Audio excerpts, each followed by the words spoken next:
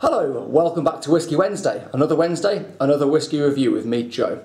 So, happy 2016, it's the new year. You'll have to forgive my voice in this episode, guys and girls. I think I'm coming down with something slightly, so that's why my voice is a little bit croakier than usual.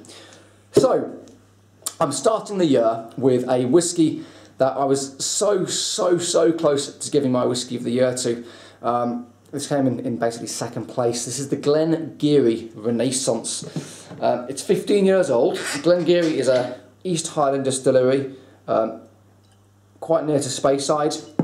And the distillery was closed for a number of years, and they reopened and started production again in 1997.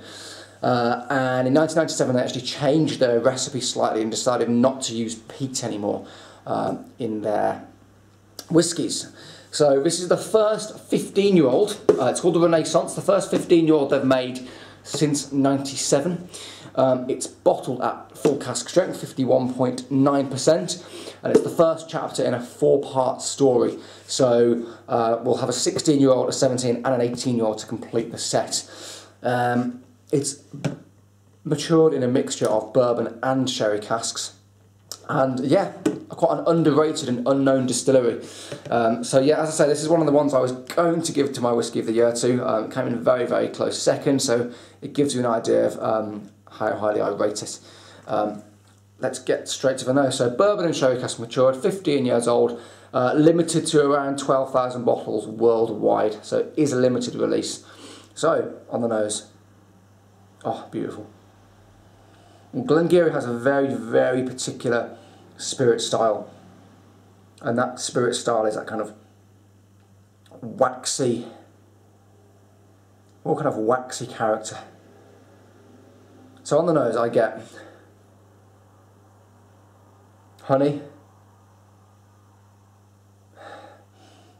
that real kind of fresh beeswax, stewed apples, chocolate, orange. There's some sort of like blackcurrant cordial in there as well.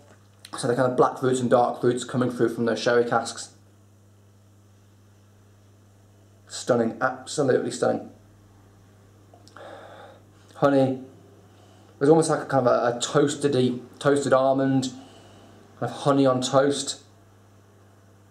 And what you can do with this one, I'm just going to take my ring off this one. You can do this with most whiskies, but if you get your finger or use glass, put some on your hand, rub it in your hand, right? And this whiskey in particular, you smell it. Your hands smell exactly like chocolate orange. Amazing. So proper chocolate orange when you do the old hand rub test. Let's give it a taste.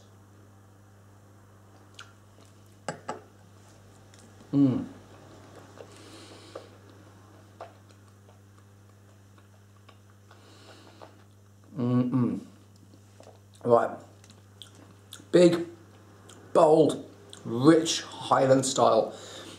Now, when I'm talking to people about Highland style whiskey, because the region is such a big region, the styles do vary. But for me, this is kind of quintessentially Highland style. It's robust, it's rich, it's got that kind of toffee note, there's a sweetness there. It really does linger as well. So flavour-wise, I'm going to get the honey, that waxy citrus. You get the sherry cask influence coming through, so it really is, for me, a beautiful balance between sherry cask and bourbon. Bourbon cask maturation. Let me give it another taste.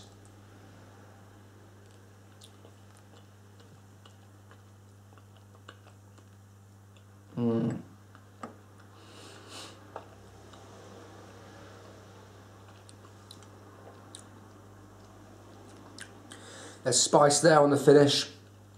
I get that kind of oily orange oil. Imagine if you've just zested an orange into your mouth, that big orange oil. Heather coming through as well, so there is that kind of floral note that comes through. Citrus, chocolate, beautiful. Considering it's bottled at 51.9%, it drinks a lot softer than you'd expect. This can be drunk at cask strength. If you want to put water in, please do, see what you think. But me personally, this is fantastic at the strength it's been bottled at. Right, one more taste. I do apologise about the way my voice sounds.